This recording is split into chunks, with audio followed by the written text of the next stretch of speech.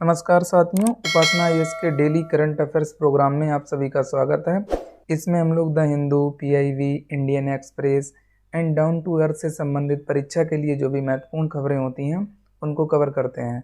तो साथियों, यदि आप हमारे चैनल पर नए व्यूअर हैं तो सबसे पहले चैनल को सब्सक्राइब कर लीजिए। इसके साथ ही बेल आइकन को भी प्रेस कर लीजिए, जिससे आपको हमारे आने वाले सभी वीडियो की नोटिफिकेशन मिल सके। चलिए अब हम लोग आज का सेशन शुरू करते हैं। आज के सेशन की पहली न्यूज है आकाश मिसाइल खबरों में। तो हम लोग सबसे पहले जानते हैं ये खबरों में क्यों है और बाद में इससे जुड़े मुख्य पॉइंट पर चर्चा करेंगे। तो हाल ही में भारत सरकार ने स्वदेशी आकाश मिसाइल प्रणाली के निर्यात को मंजूरी दे दी है। रक्षा मंत्री राजनाथ सिंह ने इस कदम का स्वागत किया है और कहा है कि ये कदम भारत को रक्षा निर्यात से अपने राजस्व को बढ़ाने में मदद करेगा, जिसको लेकर ये मिसाइल न्यूज में थी। अब हम लोग इससे जुड़े जो मुख्य पॉइंट हैं उनको जानते हैं। पहला पॉइंट है इसमें, आकाश मिसाइल छोटी दूरी की सतह से हवा में मार कर सकने वाली स्वदेशी मिसाइल है। दूसरा पॉइंट, इसे रक्षा अनुसंधान एवं विकास संगठन यानी DRDO द्वारा integrated guided missile development programme के तहत विकसित किया गया। तीसरा पॉइंट ये भी महत्वपूर्ण है, integrated guided missile development programme 1984 में शुरू हुआ था। अगला फोर्थ पॉइंट है इसमें, इस मिसाइल की रेंज 25 किलोमीटर है। ये किसी भी मौसम, ये बात आपको याद रखनी है, किसी भी मौसम में अपने लक्ष्य को भेदने की क्षमता रखती है। पांचवा पॉइंट, ये मिसाइल हवा में 18,000 मीटर तक जा सकती है। और छठा, ये लड़ाकू विमान, क्रूज मिसाइल तथा बैलिस्टिक मिसाइल को ध्वस्त करने की क्षमता रखती है। सातवां जो अंतिम पॉइंट है, आकाश मिसाइल के प्रत्येक रेजिमेंट में 6 लॉन्चर होते हैं और प्रत्येक लॉन्चर में 3 आकाश मिसाइलें होती हैं। तो ये आपको आकाश मिसाइल से संबंधित कुछ महत्वपूर्ण पॉइंट थे, वो आपको याद रखने हैं। अब हम लोग अगली न्यूज पर आते हैं। अगली न्यूज है गाजा पट्टी खबरों में। तो हम लोग जानते हैं ये न्यूज में क्यों है और इससे जुड़े मुख्य पॉइंट। पहला पॉइंट है इसमें, गाजा के इस्लामी समूहों द्वारा इजराइल के साथ वर्ष 2008 में संघर्ष की शुरुआत की सालगिरह पर समुद्र में रॉकेट दागे गए। दूसरा, गाजा मुख्यतः फिलिस्तीनी लोगों की घनी आबादी वाली एक स्थलीय पट्टी है, ये आपको ध्यान रखना है, और ये अधिकांशतः इजराइल से घिरी हुई है। 2005 से पहले इस क्षेत्र में इजराइल की सेना तैनात थी। तीसरा पॉइंट, वर्तमान में गाजा पट्टी पर इस्लामी समूह हमास, ये आपको संगठन याद रखना है, का शासन है। हमास का गठन वर्ष 1987 में इजराइल के खिलाफ एक उग्रवादी बागी समूह के रूप में हुआ था। तो सबसे पहली बात आपको यही याद रखनी है कि जो गाजा पट्टी है अभी इसलिए न्यूज में थी कि जो 2008 में इजराइल के साथ इनका संघर्ष हुआ था, उसी की याद में इन्होंने समुद्र में रॉकेट दागे हैं, जिसको लेकर ये न्यूज में थी। और बाकी आपको ये याद रखना है, जो हमास है ये एक इस्लामी उग्रवादी बागी समूह है जो कहाँ है, गाजा पट्टी में। और आपको गाजा पट्टी की लोकेशन भी याद रखनी है, फिलिस्तीन लोगों की घनी आबादी वाली एक स्थलीय पट्टी है। ये आपसे ऐसे पूछा जा सकता है कि गाजा पट्टी किन देशों के बीच विवादित क्षेत्र है, तो आपको याद रखना है इजराइल और फिलिस्तीन के बीच। तो ये गाजा पट्टी से जुड़े कुछ मुख्य पॉइंट थे जो आपको याद रखने हैं। अब हम लोग अगली न्यूज पर आते हैं। अगली न्यूज है, ये भी महत्वपूर्ण है, जॉइंट राक वी हनी खबरों में। तो हम लोग जानते हैं ये न्यूज में क्यों है और इससे जुड़े मुख्य पॉइंट। ट्राइब्स इंडिया के संग्रह में विशिष्ट शहद जॉइंट राक वी हनी को सम्मिलित किया गया, जिसको लेकर ये न्यूज में था। दूसरा पॉइंट है इसमें, ये तमिलनाडु के मलयाली जनजाति का प्राकृतिक ताज़ा ऑर्गेनिक उत्पाद है। तीसरा पॉइंट, ये शहद ज्वार, इमली तथा काली मिर्च के रस से तैयार होता है। चौथा, मलयाली जनजातीय समूह उत्तर तमिलनाडु में पूर्वी घाट में निवास करता है। इस क्षेत्र में इनकी आबादी लगभग, ये आपको ध्यान रखना, 3,58,000 है और सबसे बड़े जनजातीय समूह हैं। तो इसमें सबसे पहली बात जो आपको याद रखनी है, ये जो जॉइंट राक वी हनी है ये मलयाली जनजाति का प्राकृतिक ताज़ा ऑर्गेनिक उत्पाद है। और दूसरी बात आपको याद रखनी है, ये जनजाति तमिलनाडु में निवास करती है। तो ये दो बातें परीक्षा के लिए ज़्यादा महत्वपूर्ण है, आपको याद रखनी है। अब हम लोग अगली न्यूज पर आते हैं। अगली न्यूज है, ये भी काफ़ी महत्वपूर्ण है, डिजिटल ओशियन एप्लीकेशन खबरों में। तो हम लोग जानते हैं ये न्यूज में क्यों है और इससे जुड़े मुख्य पॉइंट। पहला पॉइंट है इसमें, हाल ही में समुद्री विज्ञान और पूर्वानुमान सेवाओं के बारे में जानकारी साझा करने के लिए पृथ्वी विज्ञान मंत्रालय ने डिजिटल ओशियन एप्लीकेशन लॉन्च की है। दूसरा पॉइंट, इस एप्लीकेशन को इनक्वाइज द्वारा विकसित डिजिटल महासागर प्लेटफॉर्म के तहत लॉन्च किया गया है। तीसरा पॉइंट इसमें, Indian national centre for ocean information यानी इनक्वाइज विभिन्न हितधारकों को सलाहकार सेवाएं और जानकारी प्रदान करता है। इसमें महासागरीय अनुसंधान, महासागर स्थिति पूर्वानुमान, सलाहकार सेवाएं, उच्च लहर अलर्ट, तूफान, सुनामी की प्रारंभिक चेतावनी और तेल रिसाव पर आधारित डेटा शामिल इत्यादि। अगला फोर्थ पॉइंट है इसमें, डिजिटल ओशियन प्लेटफॉर्म में उन एप्लीकेशंस का सेट शामिल है जो भूस्थानिक प्रौद्योगिकी में प्रगति को अपनाकर विषम समुद्र संबंधी डेटा को व्यवस्थित करने के लिए विकसित किए गए हैं। पांचवा पॉइंट, ये प्लेटफॉर्म यूजर्स की विस्तृत श्रृंखला की डेटा संबंधी सभी ज़रूरतों के लिए वन स्टॉप सॉल्यूशन के रूप में काम करेगा। इसमें अनुसंधान संस्थान, रणनीतिक उपयोगकर्ता, परिचालन एजेंसियां, शैक्षणिक समुदाय, नीति निर्माता, समुद्री उद्योग शामिल हैं। छठा पॉइंट, ये महासागर डेटा प्रबंधन के लिए इस प्रकार का पहला प्लेटफॉर्म है। सातवां अंतिम पॉइंट है इसमें, ये प्लेटफॉर्म डिजिटल इंडिया कार्यक्रम में भी योगदान देगा। तो ये डिजिटल ओशियन एप्लीकेशन से संबंधित कुछ मुख्य पॉइंट्स थे, वो आपको याद रखने हैं। अब हम लोग अगली न्यूज पर आते हैं। अगली न्यूज है, ये भी काफ़ी महत्वपूर्ण है, global alliance for vaccine and immunisation यानी GAVI खबरों में। तो हम लोग जानते हैं ये खबरों में क्यों है और इससे जुड़े मुख्य पॉइंट। सबसे पहले जानते हैं ये खबरों में क्यों है। केंद्रीय स्वास्थ्य और परिवार कल्याण मंत्री डॉक्टर हर्षवर्धन को हाल ही में इसके बोर्ड के सदस्य के रूप में नामित किया गया है, जिसको लेकर ये बॉडी खबरों में थी। अब हम लोग इससे जुड़े जो मुख्य पॉइंट हैं उनको जानते हैं। पहला, GAVI बोर्ड में सदस्य के रूप में डॉक्टर हर्षवर्धन का कार्यकाल 2021 से लेकर 2023 के बीच होगा।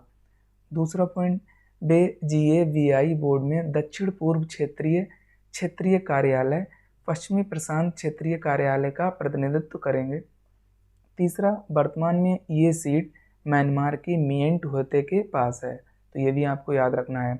अब हम लोग GAVI है जो global alliance for vaccine and immunisation, इसके बारे में चर्चा करते हैं क्योंकि ये भी परीक्षा के लिए महत्वपूर्ण है। तो इसमें पहला पॉइंट है, GAVI का अर्थ global alliance for vaccine and immunization है, यानी ये इसकी फुल फॉर्म है। दूसरा पॉइंट, इसका उद्देश्य सभी के लिए टीकाकरण के लक्ष्य के लिए कार्य करना है, साथ ही महामारी के खतरे से दुनिया की रक्षा करना है। तीसरा पॉइंट, इसने अब तक सबसे गरीब देशों में 822 मिलियन से अधिक बच्चों का टीकाकरण करने में मदद की है और 14 मिलियन भविष्य की मौतों में कमी की है। चौथा पॉइंट, ये कोवैक्स पर विश्व स्वास्थ्य संगठन के साथ काम करता है। पांचवा, कोवैक्स एक गठबंधन है जिसका उद्देश्य सभी विकासशील देशों को कोविड-19 टीकों के समान पहुंच प्रदान करना है। तो ये GAVI से संबंधित कुछ मुख्य पॉइंट्स थे, वो आपको याद रखने हैं। अब हम लोग अगली न्यूज पर आते हैं। अगली न्यूज ये भी काफ़ी महत्वपूर्ण है, थॉवल बहुउद्देशीय परियोजना खबरों में। तो जानते हैं ये खबरों में क्यों है और इससे संबंधित मुख्य बात है। तो केंद्रीय गृह मंत्री अमित शाह ने हाल ही में वर्चुअल मोड के माध्यम से मणिपुर के इम्फाल में थॉवल बहुउद्देशीय परियोजना यानी थॉवल बांध का उद्घाटन किया है, जिसको लेकर ये न्यूज में थी। तो परीक्षा के लिए आपको ये याद रखना है, ये परियोजना किस राज्य में है, तो मणिपुर राज्य में है, ये आपको याद रखना है, ये ज़्यादा महत्वपूर्ण है। तो इससे संबंधित इतना ही। अब हम लोग अगली न्यूज पर आते हैं। अगली न्यूज है, ये भी महत्वपूर्ण है, पोम्पेई नामक पुरातात्विक स्थल खबरों में। तो हम लोग जानते हैं ये खबरों में क्यों है और इससे जुड़ी मुख्य बात है। पुरातत्वविदों ने इटली में, ये आपको देश याद रखना है, इटली में पोम्पेई नामक स्थान पर 2000 साल पुरानी खाने पीने की दुकान की खोज की है। ये स्थान 19वीं सदी में ज्वालामुखी के कारण नष्ट हो गया था। शोधकर्ताओं ने दुकान में गर्म भोजन युक्त कुछ गहरे टेराकोटा जार में भोजन के निशान पाए गए हैं। तो जिसको लेकर ये स्थल न्यूज में था, आपको याद रखना है, ये इटली में है। अब हम लोग अगली न्यूज पर आते हैं। अगली न्यूज है, ये भी काफ़ी महत्वपूर्ण है, मध्य प्रदेश धर्मांतरण रोधी विधेयक खबरों में। तो जानते हैं ये न्यूज में क्यों है। सबसे पहले हाल ही में मध्य प्रदेश मंत्रिमंडल द्वारा इस विधेयक पर सहमति दे दी गई है और इसे मध्य प्रदेश धार्मिक स्वतंत्रता विधेयक 2020 बिल का नाम दिया गया है, जिसको लेकर ये न्यूज में था। अब हम लोग इससे जुड़े जो मुख्य प्रावधान हैं उनको जानते हैं। पहला है इसमें प्रस्तावित विधेयक का उद्देश्य राज्य में अंतरधार्मिक विवाहों यानी इंटरफेथ मैरिज को विनियमित करना है। दूसरा पॉइंट, मूल धर्म में पुनः परिवर्तन को इस कानून के दायरे से बाहर रखा गया है। तीसरा, इसके तहत विवाह अथवा अन्य बलात् माध्यमों से धर्मांतरण कराने पर 10 साल तक का कारावास और 1 लाख रुपए तक का जुर्माने का प्रावधान किया गया है। चौथा पॉइंट, इस विधेयक में गलत बयानी, बहकाने, प्रलोभन, धमकी, अनुचित दबाव, बलपूर्वक विवाह और किसी अन्य धोखाधड़ी के माध्यम से धर्मांतरण का प्रयास करने अथवा धर्म परिवर्तन करने पर रोक लगाने हेतु प्रावधान किए गए हैं। पाँचवा, धर्मांतरण के लिए किसी भी व्यक्ति को प्रेरित करने अथवा साजिश करने को प्रतिबंधित किया गया है। इसके तहत बलपूर्वक धर्मांतरण और विवाह एक संज्ञेय अपराध होगा और गैर जमानती भी होगा। ये आपको मध्य प्रदेश धर्मांतरण रोधी विधेयक से संबंधित कुछ मुख्य बातें थी जो आपको याद रखनी है। अब हम लोग अगली न्यूज पर आते हैं। अगली न्यूज है, ये काफ़ी महत्वपूर्ण है, जीरो कूपन बांड खबरों में। तो सबसे पहले हम लोग जानते हैं ये खबरों में क्यों है। हाल ही में सरकार द्वारा पंजाब और सिंध बैंक के पुनर्पूंजीकरण यानी रिकैपिटलाइज हेतु एक नए वित्तीय नवाचार के रूप में 5500 करोड़ रुपए की कीमत के गैर ब्याज धारक बॉन्ड्स यानी नॉन इंटरेस्ट वेयरिंग बॉन्ड्स जारी किए गए, जिन्हें जीरो कूपन बॉन्ड्स यानी स्पेशल जीरो कूपन बॉन्ड के नाम से जाना जाता है। तो ये आपको याद रखना है, इसलिए ये न्यूज में थे। अब हम लोग इनसे जुड़े जो मुख्य पॉइंट हैं उनको जानते हैं। पहला पॉइंट है इसमें, जीरो कूपन बॉन्ड भारत सरकार की गैर ब्याज धारक गैर हस्तांतरणीय विशेष प्रतिभूतियां हैं। दूसरा पॉइंट, जीरो कूपन बॉन्ड की परिपक्वता अवधि यानी मैच्योरिटी ड्यूरेशन सामान्यतः 10 से 15 वर्ष होती है और ये बॉन्ड विशेष रूप से पंजाब एंड सिंध बैंक के लिए जारी किए गए हैं। अगला पॉइंट है थर्ड पॉइंट, विशेष प्रकार के इन पुनर्पूंजीकरण बॉन्ड को केंद्र सरकार द्वारा विशेष रूप से किसी विशेष संस्थान के लिए जारी किया जाता है। चौथा पॉइंट, ये बॉन्ड व्यापार योग्य नहीं है तथा ना ही इनका हस्तांतरण किया जा सकता है। पाँचवा, इन बॉन्ड्स को आरबीआई के दिशा निर्देशानुसार बैंक की परिपक्वता प्रतिभूतियों की श्रेणी में शामिल किया जाता है। इन्हें परिपक्वता अवधि तक के लिए खरीदा जाता है और इनकी गणना अंकित मूल्य के आधार पर की जाती है। छठा जो अंतिम पॉइंट है, ये विशेष जीरो कूपन बॉन्ड पारंपरिक जीरो कूपन बॉन्ड से भिन्न है, क्योंकि विशेष जीरो कूपन बॉन्ड को समान कीमतों पर जारी किया जाता है परंतु उन पर कोई ब्याज प्राप्त नहीं होता है। पारंपरिक जीरो कूपन बॉन्ड पर छूट दी जाती है, इसलिए ये तकनीकी रूप से ब्याज धारक होते हैं। तो ये जीरो कूपन बॉन्ड से संबंधित कुछ मुख्य पॉइंट्स थे, वो आपको याद रखने हैं। अब हम लोग परीक्षा संबंधी जो महत्वपूर्ण तथ्य हैं यानी वन लाइनर के रूप में उनको देख लेते हैं। पहला तथ्य है इसमें, उत्तर प्रदेश के मुख्यमंत्री योगी आदित्यनाथ ने घोषणा की कि सिख गुरुओं के इतिहास को स्कूली पाठ्यक्रम में शामिल किया जाएगा। उन्होंने ये भी घोषणा की है कि 10वें सिख गुरु गोविंद सिंह के 4 बेटों की शहादत को चिन्हित करने वाले साहिबजादा दिवस को सभी स्कूलों में मनाया जाएगा। तो ये आपको ध्यान रखना है।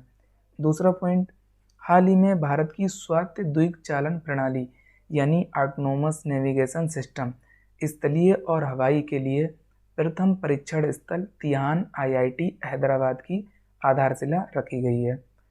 तीसरा तथ्य है, हाल ही में लेह में मौसम विज्ञान केंद्र का उद्घाटन किया गया है। 3500 मीटर की ऊंचाई पर स्थित ये मौसम विज्ञान केंद्र लेह भारत का सर्वाधिक ऊंचाई पर स्थित मौसम विज्ञान केंद्र होगा। तो ये परीक्षा संबंधी कुछ महत्वपूर्ण तथ्य थे, वो आपको याद रखने हैं। अब हम लोग इन खबरों से संबंधित जो महत्वपूर्ण सवाल हैं उनको देखते हैं। पहला सवाल है इसमें, हाल ही में पोम्पेई नामक पुरातत्व स्थल समाचारों में था, इसका संबंध है। ए ऑप्शन भारत से, बी ऑप्शन इटली से, सी चीन से, डी इनमें से कोई नहीं। तो इसका सही जवाब है बी ऑप्शन यानी इटली से, अभी हम लोगों ने देखा था। अगला अगला सवाल है सवाल नंबर 2, आकाश मिसाइल के बारे में निम्नलिखित कथनों पर विचार कीजिए। पहला कथन है आकाश मिसाइल छोटी दूरी की सतह से हवा में मार कर सकने वाली स्वदेशी मिसाइल है। दूसरा कथन, इसे रक्षा अनुसंधान व विकास संगठन यानी DRDO द्वारा integrated guided missile development programme के तहत विकसित किया गया है। अब आपको उपयुक्त में से कौन सा से कथन सत्य हैं या है बताना है। पहला ए केवल एक, बी केवल दो और सी एक और दोनों और डी ना तो एक और ना तो दो। तो इसका सही जवाब है सी ऑप्शन। अभी हम लोगों ने देखा था दोनों कथन सत्य हैं, ये आपको ध्यान रखना है। अगला सवाल है सवाल नंबर 3, हाल ही में डिजिटल ओशियन एप्लीकेशन पहल खबरों में थी, इसे किसने लॉन्च किया। ए ऑप्शन पृथ्वी विज्ञान मंत्रालय ने, बी शिक्षा मंत्रालय ने, सी उपयुक्त दोनों ने और डी इनमें से कोई नहीं। तो इसका सही जवाब है ए ऑप्शन, यानी पृथ्वी विज्ञान मंत्रालय ने इसे हाल ही में लॉन्च किया। तो साथियों आज के सेशन में इतना ही, हम लोग नेक्स्ट सेशन में मिलेंगे कुछ नई खबरों के साथ। तब तक के लिए आप सभी लोग अपना ध्यान रखिए, साथ ही उपासना IAS के चैनल को लाइक शेयर और सब्सक्राइब करना ना भूलिए। Thank you, best of luck.